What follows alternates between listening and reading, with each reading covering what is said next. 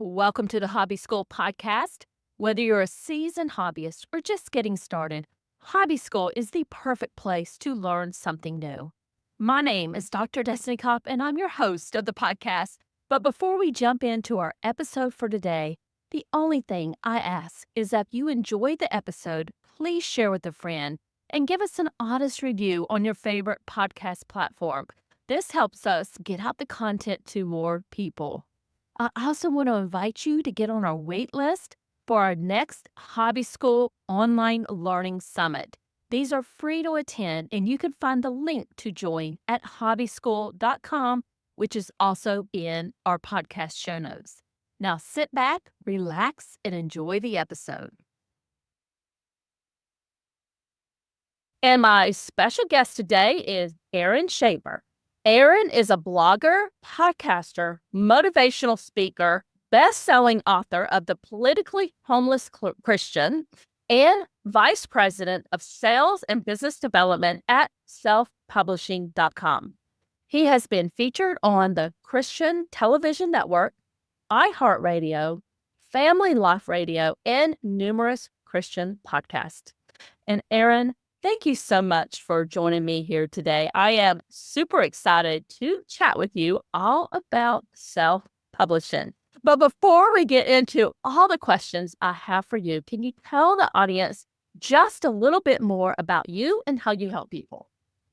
Yeah, absolutely. And thanks for having me. I always have to pinch myself a little bit that I get to do what I do because so often I think it's easy in life to end up in a job where it's fine. It pays the bills, you clock in, clock out. And yeah, for me to be able to work with aspiring authors every single day is just an incredibly cool experience. So, I with all of the product side of the business, as well as a lot of our partnerships, I work with our publishing strategist. My role touches quite a few different things at selfpublishing.com, but all of them aim towards helping aspiring authors get their work out there. So it's a pretty neat job day in and day out. Well, I have to say, I am a little bit jealous also that you get to do all of that. That sounds like an amazing opportunity. And I personally am a huge fan of self-publishing. I actually self-published a book several years ago, and it has been a blessing to have gone through that process. And today, that's what we're going to be talking about. We're going to be talking about self-publishing. So you're going to walk us through what exactly does that mean? How do we go about it? We also have a free training that is coming up next week for folks that they can join just to learn a little bit more about this. We might have people listening who, have that novel in their head and, or maybe they have a half written manuscript in their desk and they want to bring that into the world. Or we might have people listening who are an online business owner and they're interested in self-publishing a book that they can use as a lead magnet or just kind of elevate their expertise, if you would, in the marketplace. But before we get into all of that, walk us through exactly what self-publishing is and why somebody would go that route versus traditional publishing. Yeah, it's a great question. It's something that comes to us pretty frequently. And it's funny to look back, 10, 15 years ago when self-publishing was first becoming a little bit more prominent. And it was almost viewed as a second tier option where it's, well, if I can't get signed by a traditional publisher, then maybe I'll go the self-publishing route. And today it's very much the opposite. In fact, you see a lot of very successful authors who have been traditionally published, maybe with their first book, 2 books, in some cases 10, 15 books, that are now actively choosing to self-publish because traditional publishing, the landscape has changed, where at this point, so much of what traditional publishers are doing is much more almost like a venture capitalist firm where they're just taking flyers, taking bets, and then the ones that pop, the books that really take off, they're keeping a higher percentage of the royalties on the back end. And there isn't a lot of marketing muscle that goes behind it. So a lot of authors assume that if I'm with a traditional publisher, they're going to be doing this big press circuit for me. And then you get in there and you realize the marketing is up to me. If you're an author, whether you're traditionally published, whether you're self-published, you are the PR person, you are the director of marketing for your book. And once people realize that, and they realize the traditional publisher is not doing a lot of legwork to really help their book get out there in the world, then really it comes down to what are the main services they're providing? the cover design, the formatting, getting your book edited, setting up distribution, a lot of those have become so easy in today's world that a lot of those very successful authors are asking themselves, well, what is the real value then? And so we've seen more folks shift into that model. There have been some pretty prominent stories that have been out there in the news as a result of some of these authors that people are asking, well, why would they self-publish? And a lot of those ability to keep the freedom and flexibility are the main reasons why. And then for folks that don't already have that existing audience, people that haven't already published 10 books and have an email list of 2 million followers, the barrier of entry has now been removed, where there's not the gatekeeper saying, is your content worth it? Are you someone that we are going to choose to feature? And so self-publishing, the landscape has changed so much, the quality has changed so much that so many folks, whether they're creators early on in the process or if they're well-established authors, are opting to self-publish instead of going the traditional route. You just mentioned something that I was not aware of. I was under the impression that if you went with one of those traditional publishers, that they did a lot of the marketing and the heavy lifting for you. I had no idea that they didn't actually do that. Yeah, no, it's such a misnomer. One of our authors that was a big success story of ours, a gentleman named Mike Acker, wrote a book called Speak with No Fear. If any of your listeners go look it up online, it's pretty frequently a #1 bestseller on Amazon to this day, even though it was published back in 2019. He actually used us to publish his first 14 books, and they all went great, made really good income. He built a multiple six-figure consulting business on the back of his book as a lead magnet. And then he was having so much success with those first 14 books that he did through us that he, for his 15th book, had a traditional publisher reaching out with a traditional publishing deal, advance, the whole 9 yards, all the things. And he was pretty excited. It's like, oh man, all right. I've made it, quote unquote. And it was funny. 3 months after his launch, he reached out to me and we were talking. He laughed. He was like, man, I am never traditional publishing again. I made so much more money on my first 14 books and I had so much more control. And I assumed that they were going to do all this work. And the hard part is with traditional publishing is the marketing landscape has changed and the publishing industry at traditional publishers has not. So what they used to do back in the day was, hey, we do a press release. I don't know about you, Destiny, but I can't remember the last book that I ever bought based on a press release. I don't even know where someone would go to view most of those nowadays. And things like a book tour. Well, nowadays, what we're doing right now is the book tour. Podcasts are the virtual book tour, and you no longer need a publishing house to line those up. And so there's so many things like that that are just sort of stuck in sort of 1990s marketing, whereas now it's so much more about online advertising, running Amazon ads, running ads through social media, things along those lines. And traditional publishers don't touch those at all. You virtually never see traditionally published books being advertised in some of the most profitable and productive platforms. So I love that example that you gave. And the fact that he came back and said he's never going to go with a traditional publisher again just tells us that, self-publishing is definitely the way to go. So let's say that somebody is listening here and we have sold them on self-publishing. What would you say that they need to do to first get started? The biggest thing I always encourage folks to do is get crystal clear on their idea, because there is so many different ways you could approach any given topic. So if you're looking for the nonfiction author out there and you were saying the business owner, you always want to begin with the end in mind. So let's say you do have a specific offer in mind. You have a course that you sell, maybe it's a coaching program, really wanting to ask yourself, all right, who is my ideal client? Because a lot of times what'll happen is people will have their ideal client profile in mind, and then they end up writing a book not aimed at that ideal client profile. And you really want to make sure there's total alignment in those areas. You then want to say, okay, what would be enough content that would hook this person and say, man, this is so good. Like if Destiny gave all this out in just her book, I wonder what she also has. And yet not giving everything in the book, because you do want them to then come to your website. You want them to subscribe to your email. You want them to get your newsletter. You want them to potentially sample a free online course that you have as a lead magnet to take them a little bit deeper into your ecosystem. And then eventually, hopefully, they become a paying member of your mastermind community, of your coach and course program. And so you want to really begin with the end in mind and ask that question of, okay, ideal client profile, what in a book, what problem could I help solve in this book? And then you can go from there, because once you've got a crystal clear idea and you've got a really good sense of the pain point you're looking to solve on the nonfiction side, that goes a really long way. If you're a fiction author, you mentioned that at the top, this is one of the things that I always encourage folks to do is really take stock of, where do I spend the most time reading myself? We have a thriving fiction school. We have an entire division of our company just for fiction authors, and we've helped launch quite a few six-figure fiction authors in their career, all self-published. And some of them actually started writing in a different genre. And then where they found their ultimate success was not where they started.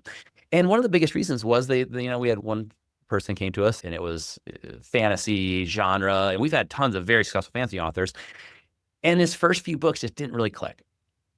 But what he loved reading was romance. And when he understood that genre so much better, he understood the tropes, he understood the storyline, he understood what made a great book because that's where he spent his time reading. We had another gentleman that wanted to write originally post-apocalyptic, dystopian style genre, which big market for that. But it wasn't the genre that he spent time in himself. He loved cozy mysteries. And when he finally switched and we said, hey, what have you thought about just writing cozy mysteries instead of writing this dystopian fiction? And he switched over and has now at this point done over 10 cozy mysteries, built a full-time income on it because it was a genre that he loved, that he understood, that he knew what he liked reading.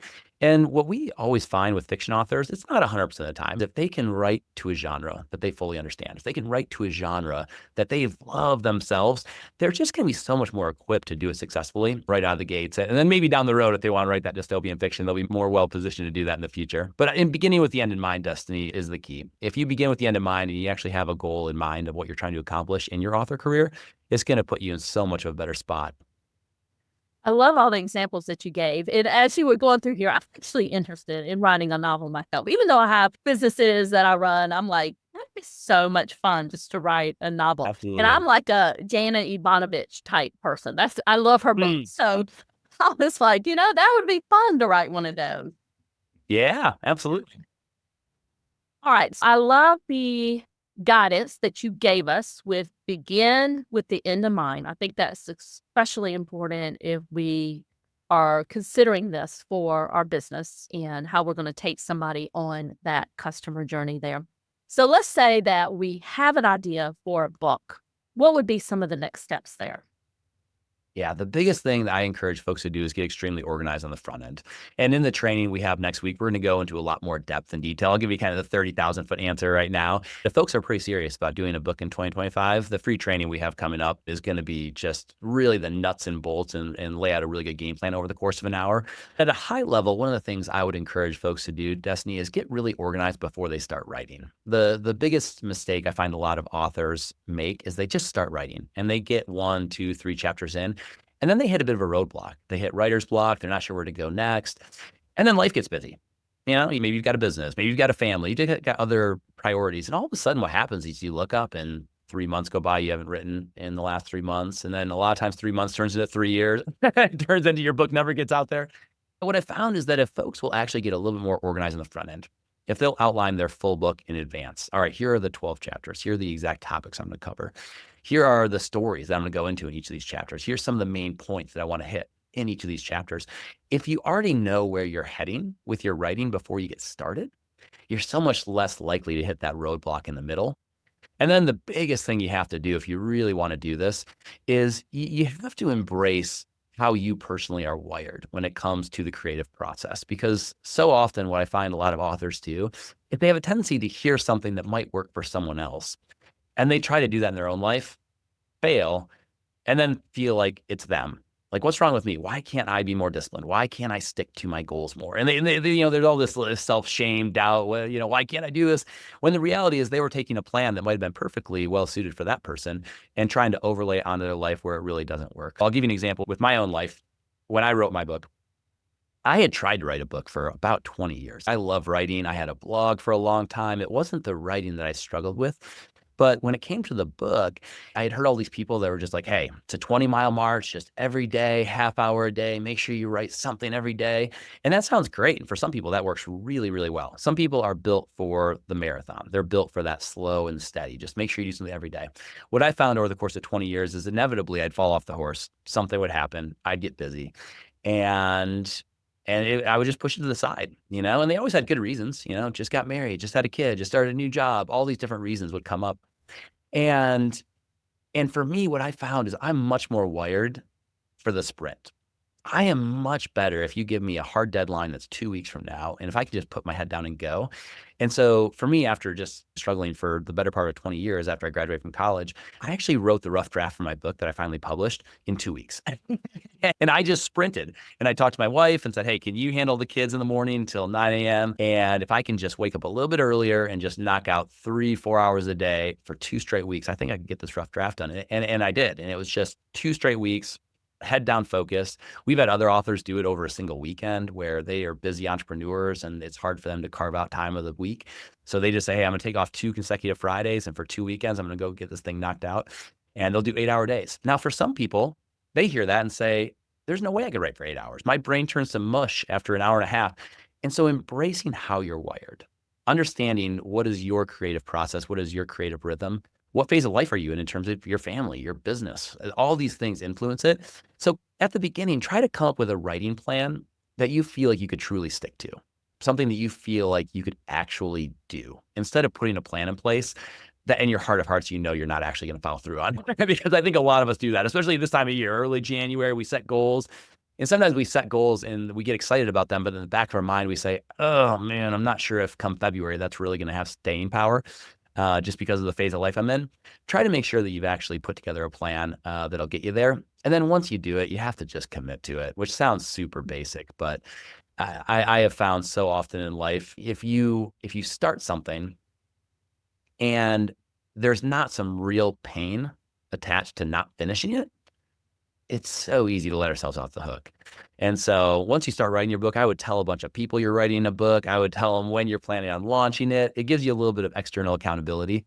And then just whatever your plan is, stick to it. And if you do, all of a sudden you'll look up at the end of it, whether it's 2 weeks or whether it's 6 months, and you've got a finished manuscript, and it's exciting, because your book can have a huge impact on a ton of lives. It's been really fun to see what's happened with my book since it came out. So many authors we've worked with.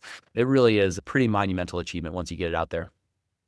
I love all the tips you gave us, put together your writing plan and just stick to it. And if you stick to it and then tell others and let them hold you accountable, you'll be much more likely to get it done. And I know that we're going to go into a lot of these tips and how to write and publish your book, even if you haven't started writing yet. So we're going to be covering that in the training next week.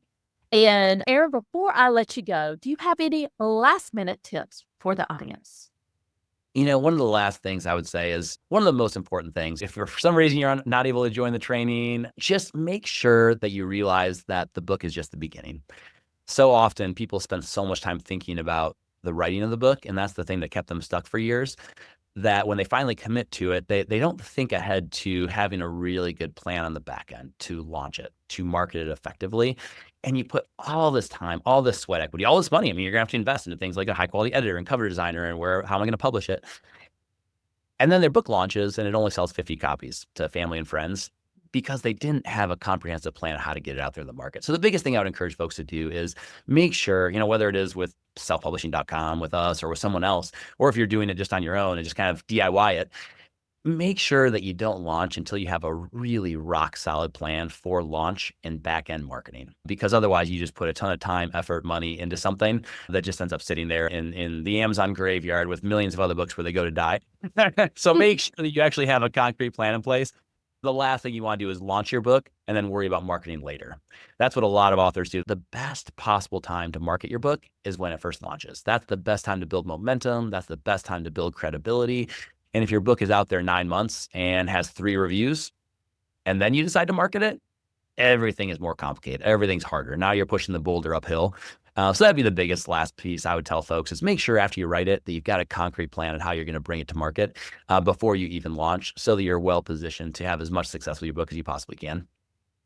And I think that's a very important point that a lot of us would just forget about, right? We focus more on just writing the book and then thinking, okay, we'll worry about the marketing stuff later. So thank you so much, Aaron, for joining us today. I would invite everybody to join us in the training next week. We're going to be covering how to write and publish your book, even if you haven't started writing yet. And I'm going to put the link for that in the show notes. So definitely check that out. And again, Aaron, thank you so much. Absolutely. My pleasure.